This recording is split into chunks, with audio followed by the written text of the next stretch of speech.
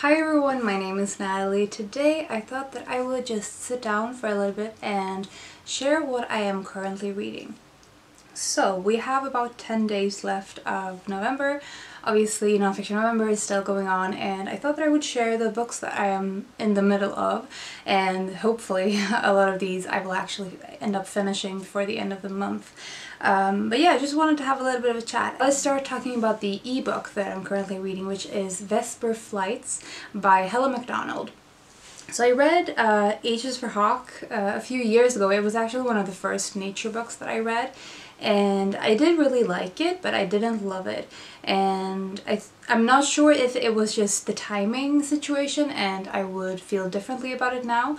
But when I heard that Vesper Flights was coming out, I was really interested in it, and I have a NetGalley of it, and I've been reading that for a while, for a couple of weeks. It's a collection of essays, and a lot of the essays I'm absolutely loving. Some of them are just not doing much for me, but a lot of them shows me exactly what I like in Helen Macdonald's writing when it's at its best.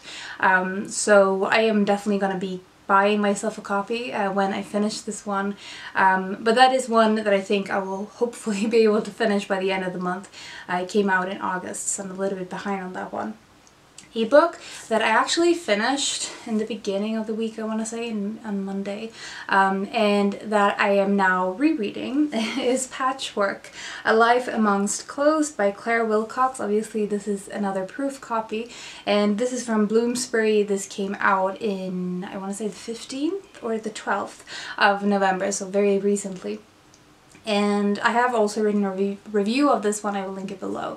Basically, this one is a memoir told in flash nonfiction. It's a very interesting way of telling her life, but it sort of centers everything in this book centers around her relationship with clothes, and especially memories sort of embedded into clothes, specific clothing pieces, or her work as a museum curator, her work in a store that sold textiles, fabrics, materials, and that kind of thing. She's basically telling the story of her life through her connection with clothing in one way or another. Some of them are more to do with textiles and fabrics and materials rather than actual clothing, but it's a really interesting form of memoir writing because of the flash nonfiction. It's more reminiscences and glimpses of her life, and a lot of it is more her reflecting on her memories, her emotions connected to various memories. A lot of it is centered around grief. I just feel like it's one of those books that I really want to spend more time with, but I really enjoyed this. It's a bit of a strange nonfiction book, so if you're more sort of a classic nonfiction reader in terms of memoirs and things, you probably won't like this. But if you're up for more experimental, more I don't want to say abstract, but she's sort of figuring things out as she's writing and thinking, rather than having things figured out from the get-go, if that makes sense. So obviously I will talk more about this in my wrap-up. Then we have a book that I just started, so I'm about 50 pages in, yes, that is Owl Sense by Miriam Darlington. I had this on my Springathon TBR, I want to say, or the Owls maybe, earlier this year, and I've been reading some nature books lately and was really in the mood for this one, so I picked this up, and obviously it's about owls. Miriam Darlington basically looks into various owl species, and so far I'm really enjoying it, and it's very easy to get into, so I think this is one of the sort of main reads I have at the moment, aside from this one. Periodic Tales, A Cultural History of the Elements from Arsenic to Zinc by Hugh, Aldersley-Williams. This is the last of my Nonfiction November TBR books, so when I finished this one, I finished all of the books that I had set out to read this month, so that's great. I'm really glad that I've gotten to them all in a timely manner, that is. This one is, as the title suggests, a cultural history of all of the elements in the periodic table, and So the cultural history aspect was one of the things that I was drawn to because I really, really want to read more chemistry related nonfiction. It's the least popular of the pop sciences for some reason. I don't really know why. It's definitely the least published in terms of pop science.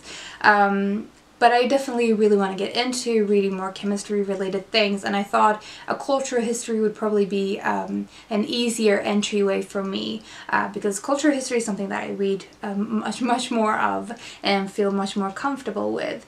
So it starts with gold, for example, and talks about sort of the value that we have of gold, the Kate Moss gold statue, various stories surrounding the material, and then moves on to the next material.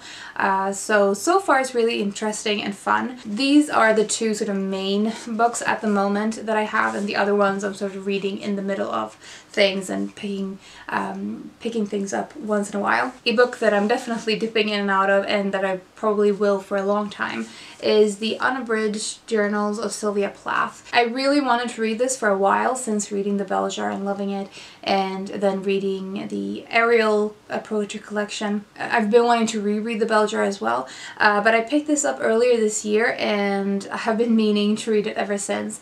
And I've just started reading, I think I've just read 10 pages maybe? Yeah, 16. So this will take me a long time, but I don't think it's, because it's a journal, it's not really gonna be suitable to read cover to cover, so I'm just gonna let this be a background noise to my reading for a while. It's interesting to see Sylvia Plath in a non-fictional sense. Obviously there's probably gonna be some overlap with her fictional themes and her personal stories, but yeah, I'm enjoying seeing this side of her, and we'll see how I get on with this, because obviously it's very long, so I'm sure there's going to be parts that I enjoy more than others. Lastly, we have a book that I've been reading for a bit, and that I've been sort of picking up, reading chunks of, and then putting down again, or putting to the side, that is. That is The Adventures of Maud West, Lady Detective, a remarkable true story by Susannah Stapleton. I think I mentioned this in my rainy days, books for rainy days video.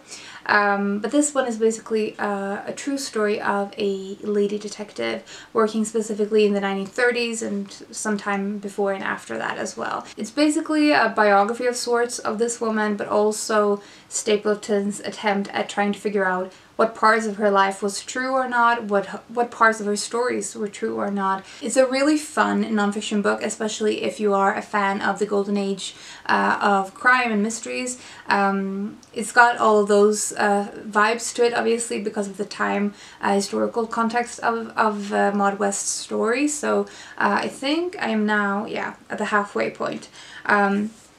So I think I might try to finish off the chemistry book and then move on to try to finish this one off. So those are all of the things that I'm currently in the middle of. Let me know what you have been reading for Nonfiction November. I would love to know. What have you finished? What are you currently in the middle of? What do you hope to read before the end of the month? Share it in the comments, and we can have a little bit of a chat. I've been really enjoying reading all of the nonfiction things, as you can tell, which is probably why I'm in the middle of so many things. So yes, that was all I wanted to say. I hope you're doing well and you're taking care of yourselves, and I will talk to you soon. Bye.